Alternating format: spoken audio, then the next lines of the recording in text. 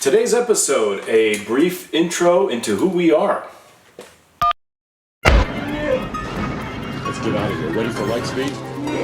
1, 2, 3!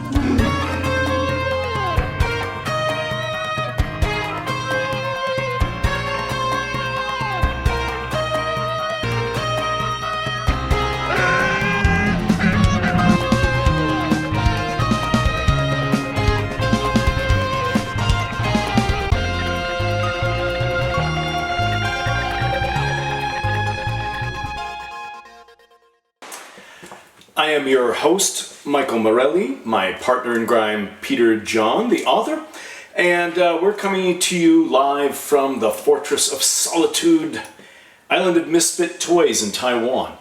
I live on the flank of Datonshan, which is an extinct, semi-extinct volcano with active fumaroles and massive, extensive magma chambers.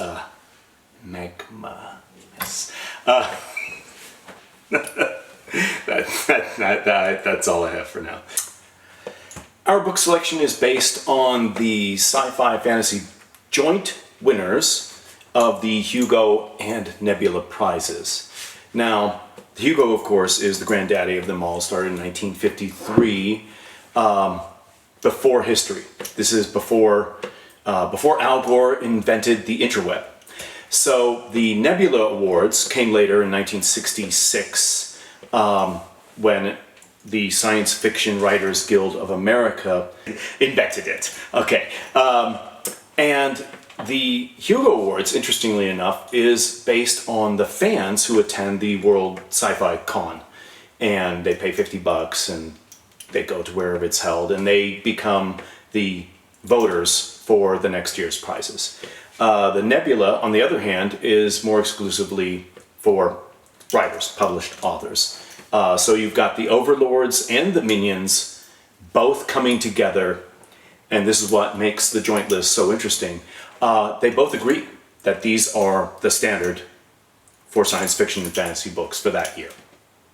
So, in 1966, the year the Nebula Awards debuted, it was also not coincidentally the year the first drivable Batmobile came to life.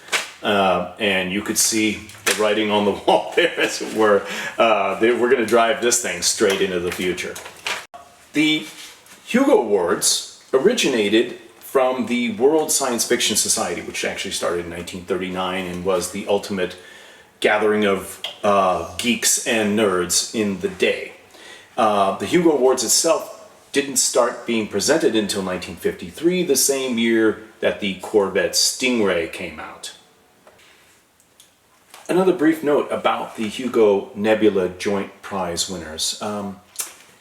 The great thing about this standard, these organizations have been bringing science fiction and fantasy books longer than anybody. Their organizations clearly have a way of distilling the product, getting it in the hands of the readers, and have brought joy to readers like myself for 97 years. You can't argue with a success story like that.